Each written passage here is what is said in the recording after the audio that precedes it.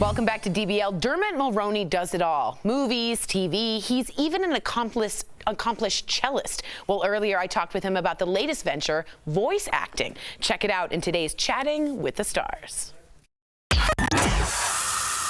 Dermot Mulroney, welcome to DBL. Sorry I said that so weird. Well, I've got to start by asking, what are you doing in Spain now? I'm super jealous.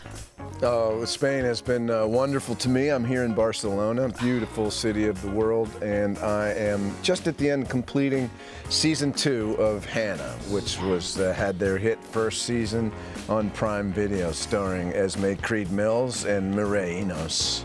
Nice. Now, I love that you reunited with your good pal Julia Roberts and a few others from the cast of My Best Friend's Wedding earlier this year. I gotta ask, 20 years later, was it just like the same? Was it exactly the same? You guys picked up right where you left off? Oh, it was actually incredible. I'm glad. That's one of the times I'm glad there was somebody there to capture the moment. Julia and I have stayed in touch throughout. We worked for Amazon on Homecoming last season, in fact, so we had that reunion there as well. But to catch up, especially with Rupert, who I hadn't seen in forever, and to see Cameron again up close and personal, it was phenomenal. So good. Now let's talk about one of your latest projects. You voice a character in a new animated movie called Cats. What was it like being a cat? How do you get into that actor brain mode of the cat? And how did you pick the voice? I know that's a really important part of the tone and the richness and the pacing for the voice.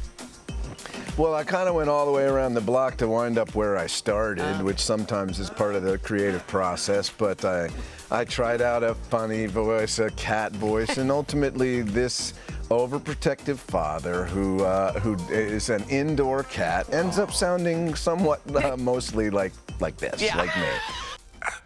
Hey, Cape. What are you doing?